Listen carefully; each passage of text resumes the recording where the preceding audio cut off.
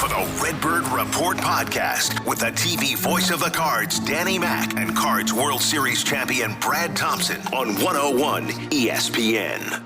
This is the Redbird Report on a Friday, and with Brad Thompson, I'm Danny Mac, Dan McLaughlin, both of 101 ESPN, and the Cardinals have wrapped up their series with the Baltimore Orioles yesterday, and now they'll welcome the San Francisco Giants to town. 7:15 the first pitch, 1:15 tomorrow, Sunday Night Baseball, Sunday night. So let's start. You gave me a look like, yeah, no kidding, it's Sunday Night Baseball. Well, no, I wasn't sure what night Sunday Night Baseball was, so I appreciate you clarifying that. Is that why they call it Sunday Night Baseball? I'm not sure why, but I'm starting to piece it together. Okay, good.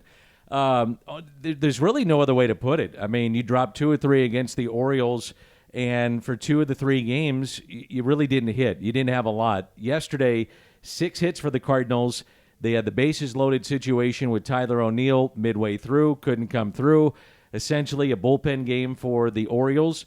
You had a great night 2 nights ago in Game 2 of the series against Baltimore, but that's where this team is right now. It's a lot of hit and miss with their offense. Yeah, I don't even know where to start, honestly, with the offense, because as you said, in Game 2 of this series, they were firing. It was 11 hits, 10 runs, 5 doubles, I think it was, a home run. Like, that's exactly what you wanted to see, and then the response the next day is nothing. Like, it was difficult. I thought Steven Matz did a good job in the ball game of giving them an opportunity. He made a couple of mistakes. He made one to Mateo on a 1-2 fastball, and it was a backup breaking ball that Ben Boom hit out of the ballpark a little bit later. But ultimately, he gave you a chance to win, and he needed that, by the way. He really did. He was able to get in on the righties, and I think where he's kicking himself, and that's the key with him in a lot of his starts has been, can he get it in on the righties? Because if it's over the middle of the plate or outer half, guys get extension, he gets beat up a little bit. But, you know, you look at the home run yesterday early on, that came on a 1-2 pitch. Then he also allowed a 2-strike home run. That is to Bim Boom. That's frustrating. And then late in the game, it was Cabrera, and with 2 strikes, another 2-strike RBI hit to give them to 3-0. The Cardinals came back with 2 runs. But overall, I thought Matz was fine. He's now 3-3 on the season, but did look a lot better than his previous start against the Giants. What do you think, Dan? Because we've talked about this off air, and I know that I've kicked it around with Jamie Rivers and Anthony Stalter.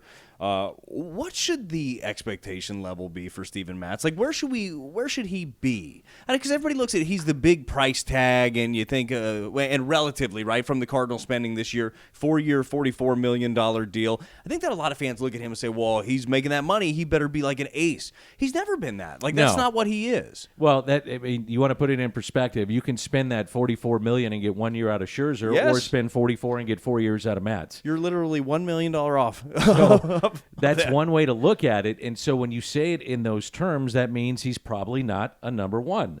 So what would I reasonably expect is that he gives you a competitive start every time out. Does that mean you win every one of those? No.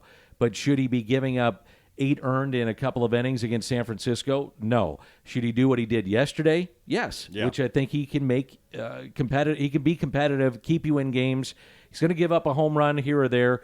But it's been odd in watching his starts, 1 good, then the next one bad, 1 good, next one bad. And he's been inconsistent in that regard. Yeah, let's get off the roller coaster with him. And the way that I kind of put it with Matz, my thought would be, my expectations for the season is, give me 150-plus innings. I need that.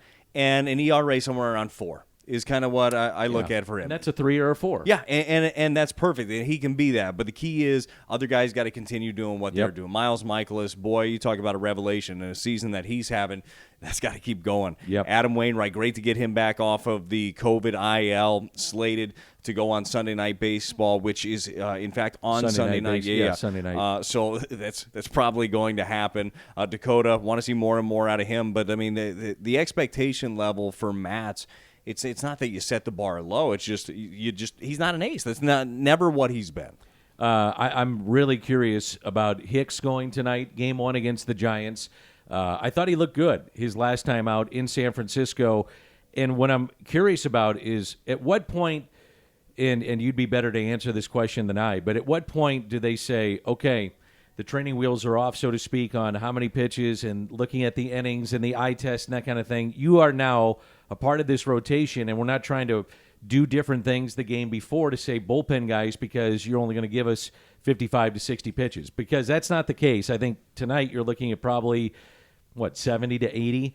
I test it, see where he's at, but at some point you got to pull off the training wheels and let him go. I think that there might be one training wheel on all year. Like, there's always going to be something. You remember, this guy has not thrown that many innings. What's he thrown he's thrown under 40 innings in the last 3 big league seasons, right? So you're going to watch him. But you are right, you can't have a starter that's limited to 50, 60 pitches each time out. So career highs for Hicks last time. 4 1/3 was a career high. 68 pitches was a career high. I would assume that we'll see him right around that 80 mark in this game. And with Hicks stuff, he can get deep into games with that. He really can. If he's throwing his fastball in the zone, he gets so much weak contact. It is really interesting when you look at some of the batted ball numbers against him. He does not get as much swing and miss as a guy that throws 97 to 101 with sink does. He doesn't. But what he gets is so much weak contact. You look at barrel rates, this dude is darn near impossible to barrel up. So let that play to your advantage. Get in there early, go attack these Giants hitters, and let them get themselves out.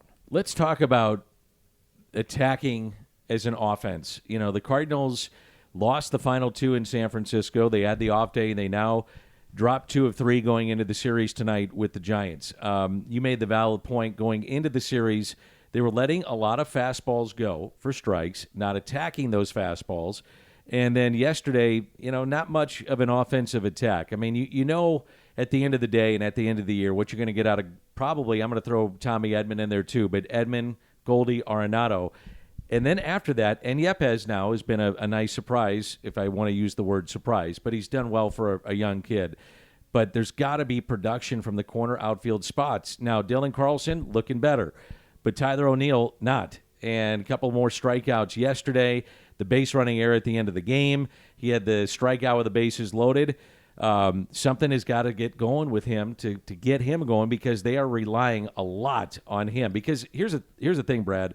If Carlson and O'Neill were doing what they did at the end of last year, Paul DeJong might still be here. Yeah. Because you could live with that. You'd say, well, I'll take the +4 defensive runs saved and being one of the tops in that department analytically, but you couldn't live with having multiple guys like they have right now in that lineup. So 2 things with those guys for me. Like, you have aspirations as a ball club and as an organization. When you come in to the Cardinals in spring training, your goal is to win the division and ultimately go compete for a championship. And my thing is with the way that the corners have been, and you're right, Dylan is turning the corner. He hit the home run yesterday. He's got a 7-game hitting streak. May has looked a lot better for him. Very promising. O'Neill, not much promising right now. You don't win the division, and you can't win a World Series without those guys being key contributors. You can. Nolan Arenado is going to be great. Paul Goldschmidt's going to be great. I believe that Tommy Edman is going to be a steady presence at the top of the order. You need more. You need more depth. And until that is there consistently, we are going to see this team go up and down. Yesterday is a great example of a game that those are games you should win. You give up 3 runs in a game. This Cardinal offense, you should win those games. But right now, you're just inconsistent. What are you seeing with the offense? I mean, I mentioned it earlier. You're seeing a lot of swing and miss on the fastballs, or they take those pitches down the middle with a fastball. That's maddening, by the way. 2 nights ago, aggressive. And we saw it. They jumped all over the young kid making that start. But then yesterday with a bullpen start, and I get it, it's different looks. Sometimes that happens, but we're just not seeing consistency from these guys. No, I really was hoping, and I guess it's crazy to see one game and hope, like, here's let's turn the corner now. But in that game, too, that you're talking about against the Orioles, it was Spencer Watkins on the mound, and then a bevy of relievers. They came in after him. The team they were driving the ball the other way. So let me ask you this, though. Why are we seeing better at-bats when you should be seeing the opposition's better pitchers, late innings, in 8th and 9th innings, and closers, and they're able to have more competitive at-bats against them? Why do you think there's not a sense of urgency early on or even in the middle of games? Yeah, I'm not sure that the sense of urgency ends up being the issue. Like, I don't know. Like, and that's what they're kicking around, too. Like, why is this happening? Why do we continue to find ourselves in these holes? Is it paralysis by analysis? Are we digging in too deep on these starters? Then all of a sudden, if a sequence doesn't go the way that we expect it to go, all of a sudden the wheels are turning again, and you get caught thinking up there. And I feel feel like at times, and again, I don't know what each one of these individuals is processing when they're in the box, but it looks like that, doesn't it? To our point of the missing fastballs that are down the middle, it's like what are we looking for in that count?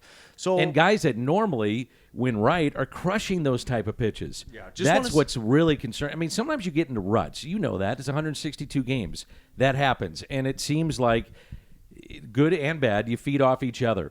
But where's the Game 2 of the series against the Orioles, that was a team effort where sometimes you're seeing individual efforts maybe and not the team concept, and maybe that's part of it. I don't know. Well, and maybe that is one of the reasons in that ball game you saw, again, a lot of hits the other way. So maybe the thought is, all right, let's just keep this line moving. And then all of a sudden those hits the other way are doubles. Yeah. And you are really driving the baseball, and that's something, as we've talked about plenty of times, the offense, it's not just look at the average, OBP, OPS. Like sometimes those numbers can be skewed. You're getting some bad batted ball luck. The Cardinals are not running into bad batted ball luck.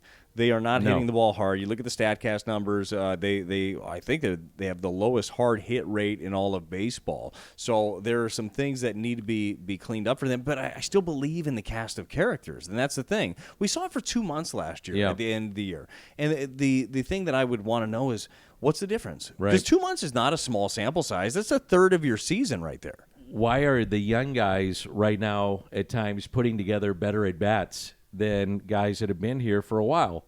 Juan Yepez is putting together competitive at-bats. We saw that at the end of the game yesterday. Came in with a runner at third and lines out to right against Bautista, who's throwing triple digits. 2 nights ago, Brendan Donovan is on base 4 times with a couple of walks. And 2 of his walks yesterday and the day before were competitive at-bats. It wasn't like 4 straight. No, it was foul ball, tough pitch take, ball inside, draws a walk. Things like that. You're seeing the young guys give you these competitive at-bats. No, you are. So it's funny. I asked Ollie Marmol about this yesterday. I asked him about Juan Yepez specifically. And I said, hey, when you got a guy that's coming up and doing what Yepez is doing and taking the at-bats that he is and the approach that he has, do you tinker with him? Like, do you because you're always learning, young hitter, how many things are you going to teach him? He's like, right now, we're letting him do his thing. And that's what you should do. Like why mess with a good thing? Until you show me you can't do it. Exactly. That's exactly what he said. He said if the opposition continues to pour in tons of breaking balls on him and he's not staying back, he's not making adjustments, then we'll work with him and we'll figure out different ways to show him how he's being attacked and how he should attack them back. But right now, he's in a good place. And it seems like some of these guys coming up from Memphis find themselves in a good place. So, look, I don't know what they're doing differently. I know they don't have all the resources that these big league guys have. Sometimes you don't need any resources. Sometimes you need to go out there and let your talent play and just go out there and swing the bat, take competitive at-bats. So another final thought here is Jake Walsh. We saw him this week since our last podcast make his major league debut. He had 2 scoreless innings in that debut. He looks to me like he could be a weapon throughout this season. Jake Walsh, to me, is somebody that could stick around. Yeah, they mentioned the 4 punch-outs that he had, that big-time breaking ball, the knuckle curve. Like, he looks the part, and he's cool, calm, and collected out on the mound. So this is a guy that if Andre Palante had not emerged in spring training, he was going to be Walsh. Like, Jake Walsh was going to be on the team, and it was actually a little bit surprising, even with Palante doing what he was doing, because Jake Walsh was on the 40-man roster already, so Palante impressed that much. But I really do see him being in the mix. It's another guy that's throwing mid to upper 90s with a good breaking ball and a feel for what he's doing, and I liked it. And I like what we've seen out of the youth here. I was walking into the ballpark yesterday, and Bill DeWitt Jr. was walking in, and just talking about the ball game the day before, and he brought it up. He's like, man, these young guys bring some energy, don't they? Yeah. And they do, whether it's Yepez, Donovan that you mentioned. Kramer Robertson had made his major league debut over the weekend. He got sent back with Edmundo Sosa coming back off of the COVID IL. Walsh making his major league debut. There's something to it, the energy of some of these young guys, and the goal is for them to not go back. You get a taste of the big league life, dude. You do not want to go back to, with all due respect, Memphis is a great place to play. You can be in AAA. Boy, Memphis is a good place for you, but it ain't the big leagues, right? You get a taste of it, you want to stay. All right, so you got Hicks, Hudson, and Waino going on Sunday Night Baseball. That's on Sunday night. The three lined up starting tonight, and this should be a competitive series as we wrap it up with the Giants. They always are. These are always fun games, and I was talking to their broadcast crew last weekend about the rivalry. They think that this rivalry with the Cardinals and the Giants is one of the better ones in baseball. And I started to think about that. You go back to 87 when they had, guys that were throwing inside and brawls and Roger Craig and Whitey. I mean, it was fun. One flap down. Yeah, Jeffrey Leonard, one flap down. And then you had the NLCSs. You had a couple of those that went the Giants' way early 2000s and later. So McGuire, you had Bonds, you had Tony, you had Dusty. It's been fun for the last couple of years, so I would imagine a lot of energy at the ballpark tonight. A couple of organizations that have expectations that are championships. That's what they want, and a couple of organizations also, and the Giants more so than the Cardinals, but very analytically driven. So I think of this series, and I think of matchups, and I think of managers, whether it's Gabe Kapler or Ollie, like who makes that move to put their team over the top. I think that we're going to see a lot of this, the tacticians at work, and it's going to be interesting. Always fun to visit with you, buddy. Great job on the games against Baltimore, and we'll do this again next week. It's going to be a great series. Let's do it again. You've been listening to the Redbird Report Podcast with the TV voice of the Cards, Danny Mac, and Cards World Series champion Brad Thompson on 101 ESPN.